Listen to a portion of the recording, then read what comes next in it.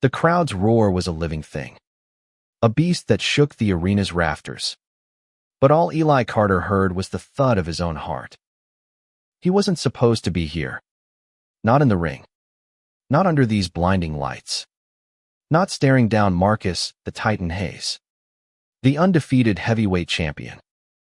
Yet here he was, a janitor with calloused hands and a secret that could ruin him. About to change everything. Eli's life had always been a quiet one, spent in the shadows of others' glory. At 32, he scrubbed floors at Gleason's gym in Brooklyn, where sweat and ambition clung to the air like damp fog. He was invisible, just the gay janitor who mopped up after the fighters. His dreams buried under years of small-town prejudice and a life that never quite fit. Born in rural Ohio, Eli had fled to New York a decade ago, escaping a family that called his love a sin and a town that agreed. He found solace in the gym, not as a fighter, but as a silent observer, watching boxers dance and dream while he pushed a broom. But Eli had a secret. He wasn't just a janitor. In the dead of night, when the gym was empty, he'd slip on gloves and pound the heavy bag until his knuckles bled. He'd learned to fight as a kid, not in a ring, but in alleyways, defending himself from boys who spat slurs and threw fists.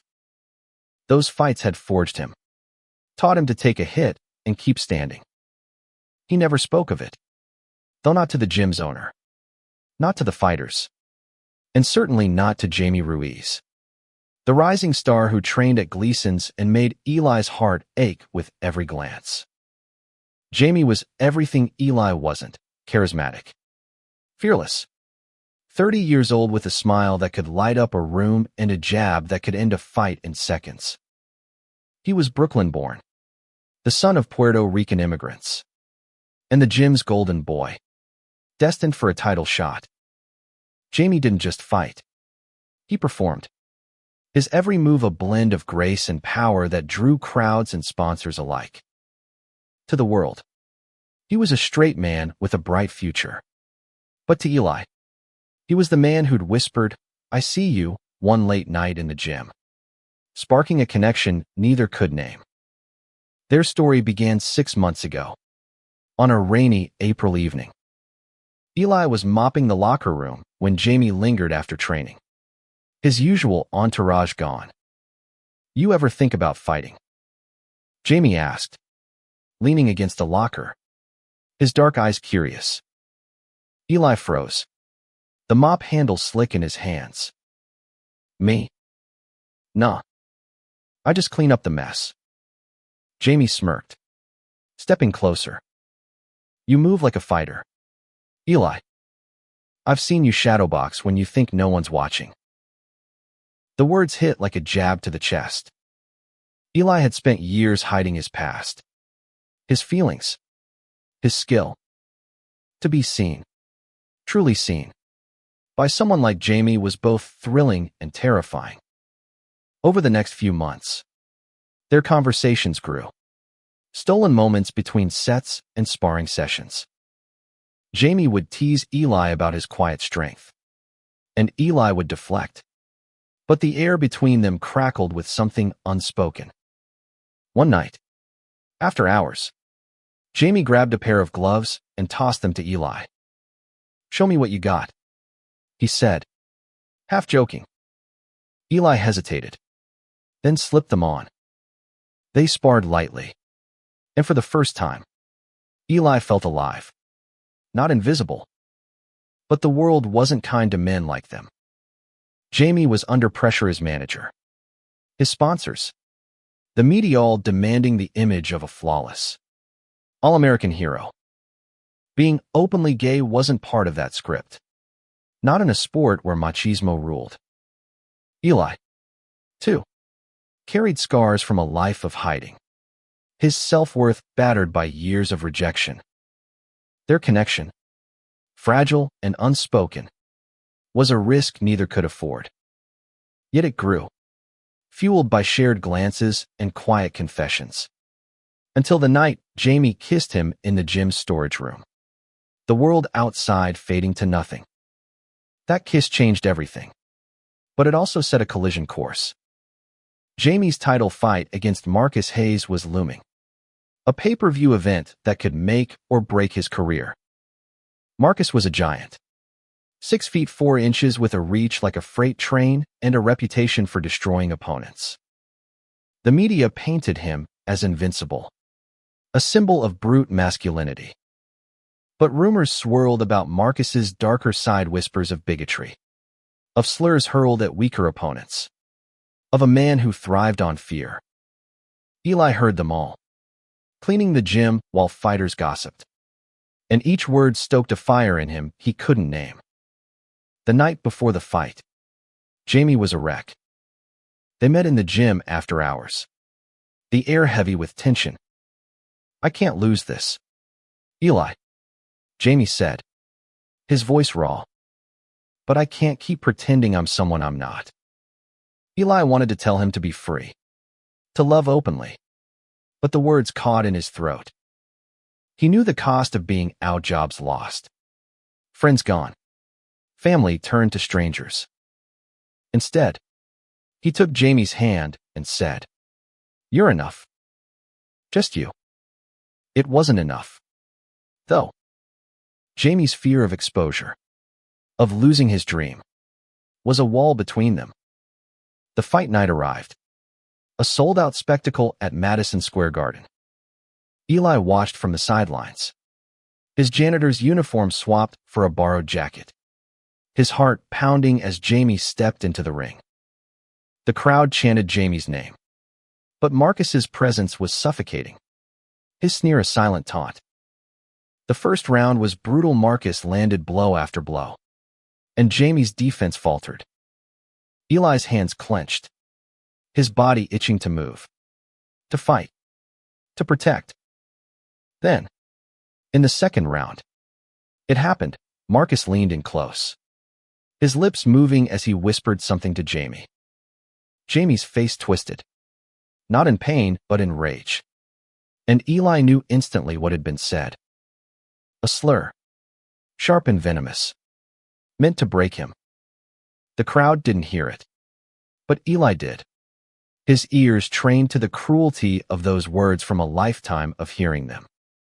Jamie stumbled, his focus shattered, and Marcus capitalized, landing a hook that sent him to the canvas. The referee began the count, and Eli's world narrowed to a single point: Jamie, struggling to rise, his dream slipping away. Something snapped in Eli. He didn't think, didn't plan. He moved. Before anyone could stop him, Eli vaulted the barrier, shoving through security like a man possessed. The crowd's noise surged, a mix of confusion and excitement, as he climbed into the ring.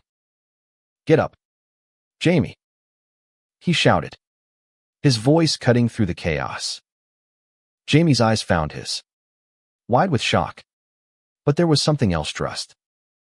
Eli didn't belong here. Not in this world of flashing cameras and roaring fans. But in that moment, he was exactly where he needed to be. The referee paused, stunned, as Marcus laughed. A low, mocking sound. "What's this?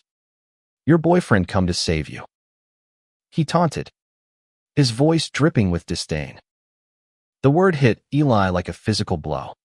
But instead of shrinking, he straightened, his fists clenched. He wasn't just the janitor anymore. He was every kid who'd been beaten down, every heart told it wasn't enough. "Step back, Marcus," Eli said, his voice steady. "Dangerous." The champion's smirk faltered. Security was closing in. But Jamie was on his feet now, his gaze locked on Eli. "You don't have to do this," he whispered, blood trickling from his lip. But Eli shook his head. "I'm done hiding," he said. And in that moment, he wasn't just talking about the ring. The referee, caught in the surreal standoff, hesitated, and the crowd's roar grew louder. sensing something extraordinary unfolding. Marcus, never one to back down, stepped forward, towering over Eli. "You're nobody," he spat. "Just a fag with a mop."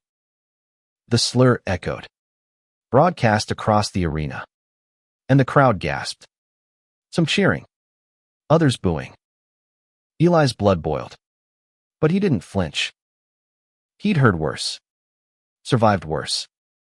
He glanced at Jamie, whose eyes burned with a mix of fear and pride, and made a choice.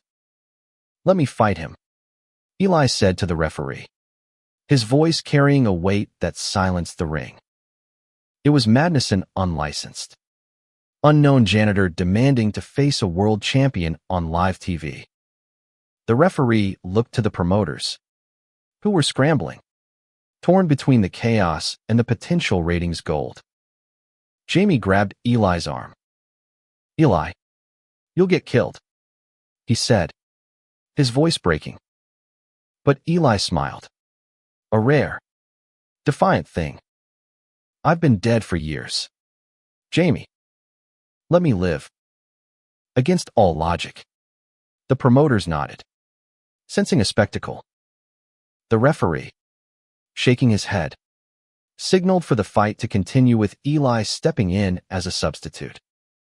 No gloves, no prep, no plan. Eli faced Marcus in his borrowed jacket, the crowd erupting into a frenzy. The bell rang, and Marcus charged, his fists a blur. Eli dodged, his instincts honed from years of surviving, not just in the gym, but in life.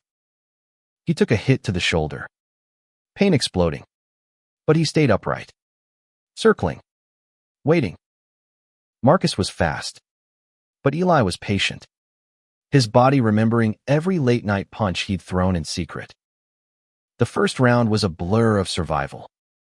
Marcus landed blows, each one a test of Eli's will. But Eli kept moving, his eyes never leaving his opponent. The crowd, initially stunned, began to chant, some for Marcus, others for the underdog they didn't understand. Jamie watched from the corner, his face a mask of worry and awe. Eli wasn't fighting for glory, he was fighting for every moment he'd been told he didn't belong, for every time he'd swallowed his truth to survive. Between rounds, Jamie rushed to Eli, pressing a towel to his bruised face. "You're insane," he said, but his eyes shone with something deeper. "You're incredible." Eli grabbed his hand, just for a second, and whispered, "This is for us." The bell rang again, and Eli stood, his body aching but his heart alive. Marcus came harder this time, his punches fueled by rage at being challenged by a nobody. But Eli was no longer nobody. He was every dream he'd buried, every love he'd hidden, and he fought like it. In the third round, Eli saw his opening. Marcus, overconfident, dropped his guard for a split second, and Eli struck a clean, powerful right hook that caught Marcus's jaw. The champion staggered, shock flashing across his face, and the crowd roared, sensing the impossible. Eli didn't hesitate. He pressed forward, his fists finding their mark, each punch a release of years of pain. Marcus hit the canvas, and the arena exploded. The referee counted, but Eli didn't look at Marcus. He looked at Jamie, whose eyes were wet with tears and pride. The count reached 10, and the impossible became real. Eli Carter, the gay janitor, had knocked out the world champion on live TV. The crowd was a tidal wave of sound, but Eli only heard Jamie's voice as he rushed into the ring, pulling him into a fierce embrace. "You did it," Jamie whispered, and for the first time, Eli believed he was enough. But the world wasn't done with them. The cameras caught everything: the fight, the embrace, the truth. Social media exploded, some calling Eli a hero, others hurling hate. The promoters were already spinning it into a narrative. But Eli didn't care. He'd fought for himself, for Jamie, for every kid like them who'd been told to stay invisible. As they left the ring, hand in hand, the crowd's roar faded into a promise. This was only the beginning. The aftermath was chaos. Eli and Jamie slipped out of Madison Square Garden through a side exit, the night air sharp against their bruised skin. Reporters swarmed, cameras flashing, shouting questions about the fight, the embrace, the truth. Eli's heart pounded, not from the fight, but from the weight of exposure. He'd spent his life hiding, and now the world was watching. Jamie's hand in his was the only anchor keeping him grounded. They ducked into a diner across the street, the kind with flickering neon signs and coffee that tasted like regret. The waitress, a tired woman with kind eyes, didn't bat an eyelash at their disheveled state or their clasped hands. "You boys look like you need a minute," she said, sliding menus across the counter. Eli managed a nod, his body still buzzing with adrenaline. Jamie's phone was blowing up texts from his manager, his sponsors, his family. He silenced it and looked at Eli. "You okay?" he asked, his voice soft but urgent. Eli didn't know how to answer. He'd just done the impossible, but the cost was dawning on him. The fight had been broadcast to millions. That embrace, that moment of raw honesty, was trending online. Gay Janitor was already a hashtag, a mix of admiration and venom flooding X. "I don't know," Eli admitted, staring at his hands, still red from the fight. I couldn't let him break you." Jamie's eyes softened, and he reached across the table, brushing Eli's knuckles. "You didn't just save me, Eli. You saved yourself." The diner's TV flickered to life, a sports channel replaying the fight.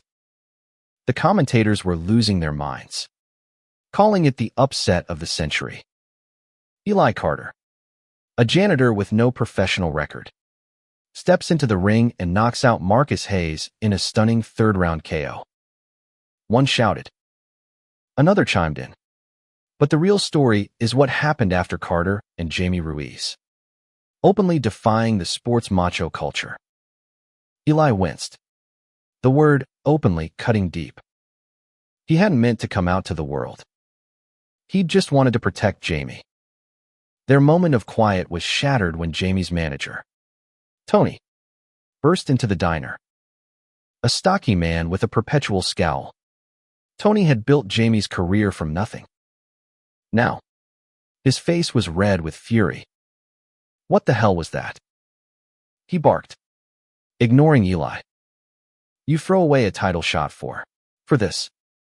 He gestured at their joined hands, his voice dripping with disgust. Jamie stiffened but didn't let go. "This is who I am, Tony," he said, his voice steady. "You don't get to choose that for me." Tony's eyes flicked to Eli, narrowing. "And you? You think you're a hero? You're a nobody who just cost my fighter everything." Eli's stomach twisted, but he met Tony's gaze. "I'd do it again," he said, his voice low but firm. Tony scoffed, throwing up his hands. "You're both done. Sponsors are pulling out. The media's gonna eat you alive." He stormed out, leaving a heavy silence in his wake. Jamie's hand tightened around Eli's. "He's wrong," he said, but there was a tremor in his voice. Eli wanted to believe him, but the world outside the diner felt like a storm waiting to swallow them. They paid for their untouched coffee and stepped into the night, the city's pulse thrumming around them. Eli's apartment was a cramped walk-up in Bed-Stuy, and they headed there, needing a refuge from the chaos. Inside, the reality hit harder. Eli's phone, usually silent, was flooded with notifications messages from old friends. Family he hadn't spoken to in years. Strangers. Some were kind, calling him an inspiration. Others were cruel, echoing the slurs he'd heard all his life. Jamie sat on Eli's worn couch, scrolling through X, his face pale. "They're calling it a scandal," he said. "They're saying I threw the fight to make a statement."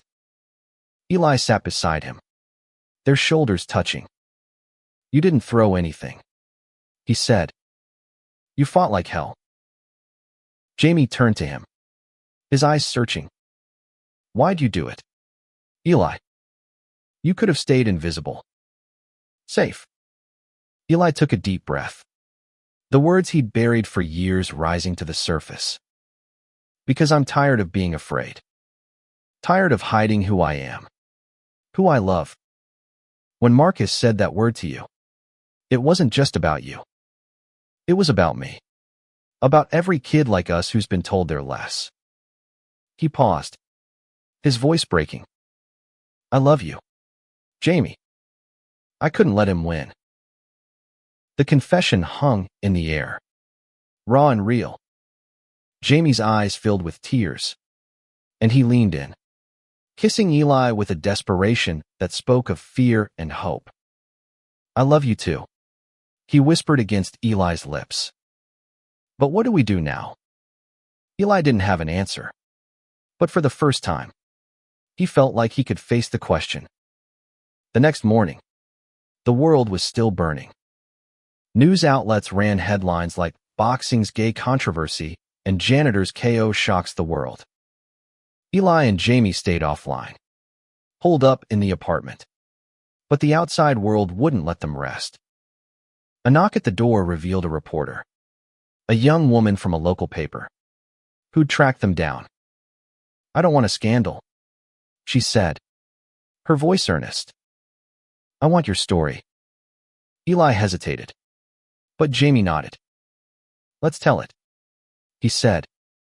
"No more hiding." The reporter, Sarah, sat on Eli's sagging couch, her notebook open, her eyes kind but sharp.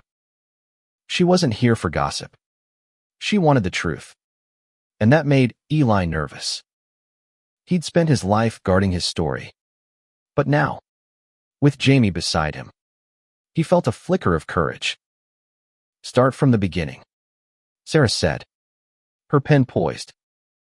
Eli took a breath and began, his voice low but steady, recounting his childhood in Ohio, the whispered slurs, the fist that followed, the family that turned him away when he came out at 17.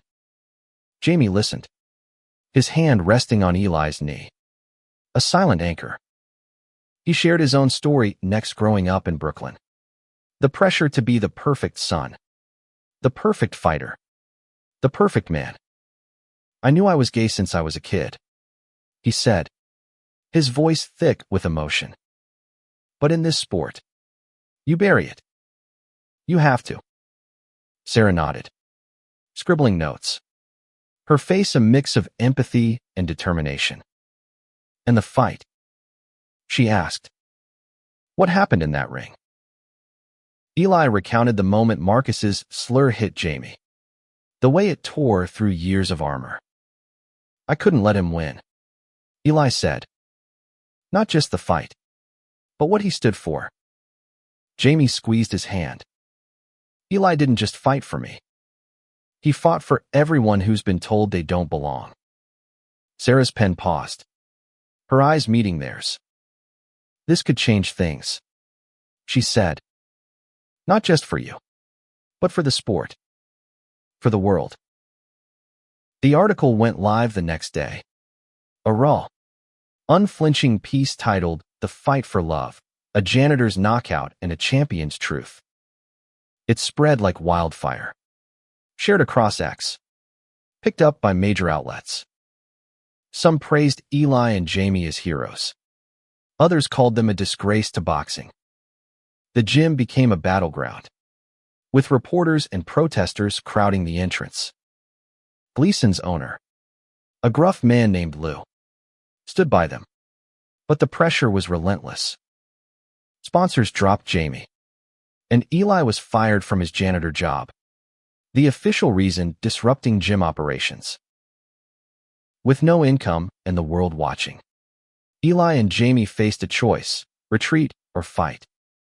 They chose the latter, but not in the ring. They started speaking out. First at a small community center in Brooklyn, where queer kids and allies gathered to hear their story. Eli, who'd always been quiet, found his voice, telling the crowd how he'd learned to fight to survive, how love had given him the strength to stand. Jamie spoke of the pressure to hide, the fear of losing everything, and the freedom of finally being himself. The room erupted in applause, and for a moment, the hate outside didn't matter. But the hate was still there. Marcus Hayes, humiliated by the loss, went on a media blitz, claiming the fight was rigged, that Eli was a distraction planted to ruin him. His fans rallied, flooding X with vitriol, some even showing up outside Eli's apartment with threats. One night, a brick sailed through the window, a note tied to it: "Fags don't belong in boxing." Jamie pulled Eli close, his jaw tight. "We can't let them win," he said. But Eli saw the fear in his eyes, mirroring his own. They decided to fight back in a new way: a public event, a charity boxing match to raise funds for queer youth. They pitched it to Lou, who saw it as a way to save the gym's reputation. The event, dubbed Fight for Freedom, would be open to all, with Eli and Jamie as coaches, not fighters. They trained a group of young boxers, including a trans teen named Alex who'd been kicked out of their home. Alex was raw but fierce, their punches carrying the weight of their own battles. Watching them, Eli felt a purpose he'd never known. The event drew attention, both good and bad. Allies showed up, but so did protesters, chanting slurs outside the venue. Security was tight, but Eli and Jamie felt exposed, their every move scrutinized. The night before the event, Jamie broke down, the weight of the past weeks crashing over him. "What if we're making things worse?" he asked, his voice barely a whisper. Eli held him, his own fears clawing at him. "We're making it better for someone," he said, "even if it's just one kid." The event was a risk, but it was also a statement. As they prepared, Eli and Jamie grew closer, their love a quiet strength against the storm. They moved in together, sharing Eli's tiny apartment, finding solace in small moments, cooking dinner, watching old boxing matches, laughing until they forgot the world outside. But the world wouldn't forget them. The night of the event loomed, and with it, the chance to prove they were more than a headline, more than a scandal. They were fighters, in every sense of the word. The night of the Fight for Freedom event was electric, the air thick with anticipation and tension. The venue, a community center in Brooklyn, was packed with supporters, skeptics, and a handful of protesters who'd slipped past security. Eli and Jamie stood backstage, watching their young boxers warm up. Alex, the trans teen, shadowboxed in the corner, their face set with determination. Eli felt a surge of pride. He saw himself in Alex, in every kid who'd learned to fight to survive. The event wasn't about knockouts. It was about courage. Each match featured young fighters from marginalized communities, paired with mentors who'd faced their own battles. Eli and Jamie had poured everything into this, training their team late into the night, sharing their own stories to inspire them. The crowd was a mix of locals, queer activists, and boxing fans, their cheers drowning out the protesters outside. But Eli couldn't shake the feeling that something was coming. A storm waiting to break. The first few matches went smoothly. The young fighters showing heart, if not polish. Alex's bout was the main event. A symbolic stand against the hate that had followed Eli and Jamie. As Alex stepped into the ring, facing a wiry kid from a rival gym, Eli whispered, "You've got this. You're enough." Alex nodded, their eyes fierce, and the bell rang. The fight was scrappy but honest. Alex landing solid jabs, their opponent pushing back hard. The crowd roared, caught up in the raw emotion of it all. Then it happened. Midway through the second round, a group of protesters rushed the ring, shouting slurs and waving signs. Security moved in, but not before one threw a bottle, narrowly missing Alex. The crowd gasped, the fight halting as chaos erupted. Eli and Jamie leapt into action, shielding Alex and the other fighters, their instincts kicking in. "Stay back," Jamie shouted, his voice cutting through the noise.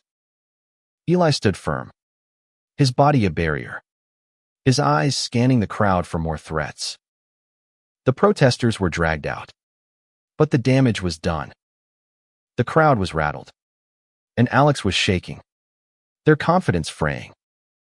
Eli knelt beside them, his voice calm but firm. "You don't stop. You fight through it. That's what makes you a champion." Alex nodded, wiping tears, and returned to the ring. The crowd cheered louder now, their support a wall against the hate. Alex finished the fight, not with a knockout, but with resilience, earning a decision win that felt like a triumph. Backstage, Eli and Jamie collapsed into chairs, exhausted but unbroken. The event raised thousands for queer youth programs, and the media coverage was overwhelmingly positive, framing them as heroes who'd stood up to hate. But the cost was high. Threats kept coming, online and off. And Eli's old fears resurfaced: fear of losing Jamie, of being too visible, of not being enough. Jamie sensed it, pulling him close. "We're in this together," he said. "No matter what." The next weeks were a blur of interviews, community talks, and training sessions. Eli and Jamie became reluctant spokespeople, their story resonating with thousands. They started a foundation, Fighters for Freedom, to support queer youth in sports, with Alex as their first ambassador. But the boxing world wasn't done with them. Marcus Hayes, still stinging from his loss, demanded a rematch, this time with Eli, claiming he'd restore order to the sport. The promoters saw dollar signs, and the pressure was on. Eli didn't want to fight again. He'd made his point, and the ring wasn't his dream, it was Jamie's. But Jamie saw it differently. "You're not just a janitor, Eli," he said one night, their apartment lit by a single lamp. "You're a fighter. You showed the world that. Don't let him take it back." Eli wrestled with the decision, his heart torn between fear and purpose. He'd spent his life running from fights he couldn't win against his family, his town, himself. This time, he wanted to choose the fight. They agreed to the rematch, set for 3 months later, with one condition: it would be a charity event, with proceeds going to their foundation. The announcement sparked a new wave of attention, some calling it a stunt, others a revolution. Eli trained harder than ever, Jamie by his side, their bond growing stronger with every sparring session. The gym became their sanctuary, a place where they could be themselves, even as the world tried to tear them apart. As the rematch approached, Eli felt the weight of what he'd started. He wasn't just fighting Marcouche, was fighting for every kid like Alex, every heart like his own. Jamie, too, was finding his place, Not as a champion in the ring, but as a voice for change. They were no longer just a janitor and a boxer. They were a movement, and the world was watching. Training for the rematch was brutal. Eli wasn't a natural athlete like Jamie, but he had something else, grit. Every morning, he was up at dawn, running through Brooklyn streets, his breath puffing in the cold. Jamie coached him, pushing him through drills, teaching him to read Marcus's style. "He's all power," Jamie said, taping Eli's hands in the gym. "But you're smarter. Use that." Eli nodded, sweat dripping, his body aching but his resolve ironclad. The gym was different now. Some fighters avoided Eli, their discomfort clear, but others rallied around him, inspired by his courage. Alex was there every day, helping with drills, their own confidence growing. The community center event had changed them. They were training for a junior tournament, dreaming of a future in the ring. Eli saw their spark and held on to it, a reminder of why he was doing this. He wasn't fighting for fame or glory. He was fighting for a world where kids like Alex could be themselves. The media frenzy grew as the rematch neared. Talk shows debated whether Eli was a hero or a fraud, while ex-posts swung from support to hate. Marcus fueled the fire, his interviews laced with barely veiled bigotry. "This ain't about love," he sneered on a sports podcast. "It's about respect. And I don't respect a janitor playing fighter." Eli tried to tune it out, but the words stung, echoing the voices from his past. Jamie was his shield, reminding him who he was with every touch. Every whispered, "I'm proud of you." Their foundation was gaining traction, with donations pouring in from unexpected places, local businesses, queer organizations, even a few boxers who'd stayed silent before. They used the funds to expand, offering scholarships for queer youth in sports. Eli found purpose in the work, but the pressure of the fight loomed. He wasn't trained for this. Not really. His only fight had been a fluke, a burst of rage and love. Could he do it again, under the world's glare? One night, after a grueling session, Eli broke down. They were in the gym, the lights low, the heavy bag still. "What if I lose?" he asked, his voice raw. "What if I let everyone down?" Jamie knelt before him, his hands on Eli's face. "You already won, Eli. You stood up. You showed the world we exist. Win or lose, that doesn't change." Eli leaned into him, their foreheads touching, and for a moment, the fear receded. The rematch was set for Barclays Center, a bigger stage than the last. The night before, Eli and Jamie sat on their apartment's fire escape, the city sprawling below. "Remember that first night we sparred?" Jamie asked, his voice soft. "I knew then you were special. Not just a fighter, but you." Eli smiled, his heart full. "I was just the janitor," he said. Jamie shook his head. "You were never just anything." Fight night arrived, a spectacle that dwarfed the last. The arena was a sea of noise, banners waving, some with messages of love, others of hate. Eli walked to the ring in borrowed gear, Jamie at his side, their hands brushing once before parting. Marcus was already there, his glare venomous, his body a wall of muscle. The crowd's energy was a living thing, pressing against Eli's skin. He glanced at Jamie in the corner, and the world steadied.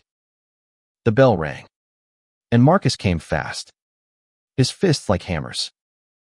Eli took hits, each one a reminder of his fragility. But he moved, dodging, weaving, his mind sharp. The first round was survival. his body screaming. But he stayed upright. Between rounds, Jamie's voice was his lifeline. "You're doing it, Eli. Keep moving." The second round was harder, Marcus landing a blow that sent Eli to his knees. The crowd gasped, but Eli rose, his eyes locked on Jamie, his reason to fight. In the third round, Eli found his rhythm. He wasn't stronger than Marcus, but he was patient, waiting for openings. He landed a jab, then another, each one a small victory. The crowd began to chant his name, a sound that carried him forward. Marcus's confidence wavered, his punches growing sloppy. Eli saw his chance say a gap in Marcus's guard.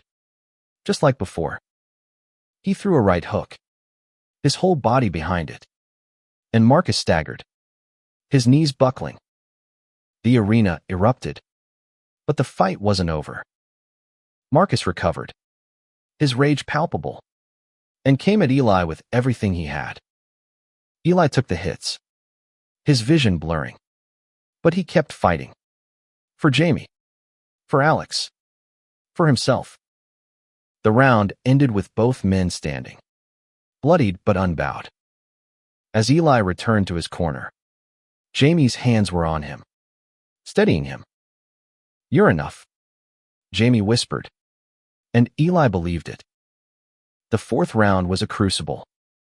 Eli's body screamed with every move, his ribs bruised, his left eye swelling shut.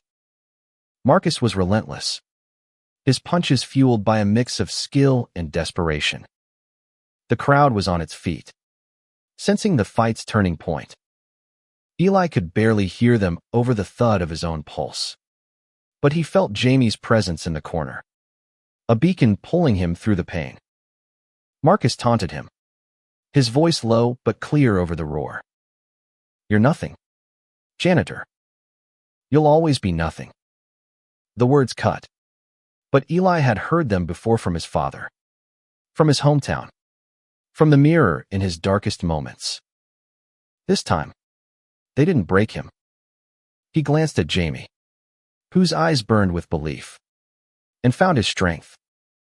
He ducked a wild swing from Marcus and countered with a sharp uppercut, catching him off guard.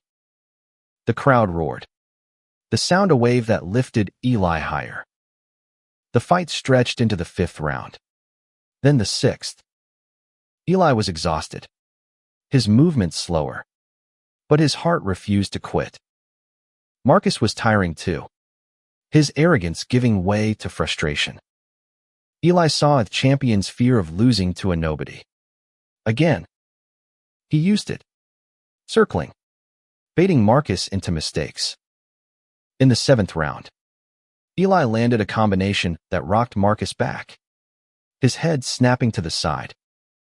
The arena exploded, chanting Eli's name like a prayer. But Marcus wasn't done. He roared back in the eighth, landing a blow that sent Eli to the canvas. The referee's count began, each number a hammer against Eli's resolve. He saw Jamie's face, pale with worry, and Alex in the crowd, their fists clenched. He thought of every kid who'd been told they didn't belong, every heart that had been broken by hate. He rose at 9, his legs shaking but his will unbroken. The final rounds were a blur of pain and purpose. Eli fought not just for himself, but for everyone watching, everyone who'd ever felt invisible. Marcus was a giant, but Eli was a fire, burning brighter with every hit he took. In the 10th round, he saw his momentous split-second lapse in Marcus's defense. Eli threw everything into a right hook, the same one that had felled Marcus before. It connected, and Marcus went down, the arena shaking with the force of the crowd's reaction. The referee counted to 10, and it was over. Eli Carter, the gay janitor, had done it again. The crowd was a tidal wave, some cheering, others stunned into silence. Jamie rushed into the ring, pulling Eli into a fierce hug, tears streaming down his face. "I love you," he said, not caring who heard. Eli clung to him, the world fading to just the two of them. The cameras caught it all, broadcasting their truth to millions. The aftermath was a whirlwind. The promoters called it the fight of the decade, and the media frenzy grew. Eli and Jamie were offered deals, interviews, endorsements, even a reality show, but they turned most down, focusing on their foundation. They wanted to build something lasting, not chase fame. Marcus, humbled, issued a public apology, admitting his words had been wrong. It wasn't enough to erase the pain, but it was a start. Eli and Jamie became symbols, not just of love, but of resilience. They spoke at schools, gyms, and community centers, sharing their story with anyone who'd listen. Alex won their junior tournament, dedicating the victory to Eli and Jamie, a moment that brought Eli to tears. The hate didn't stop, threats still came, and some doors stayed closed, but the love was louder. From allies, from strangers, from kids who saw themselves in Eli's fight.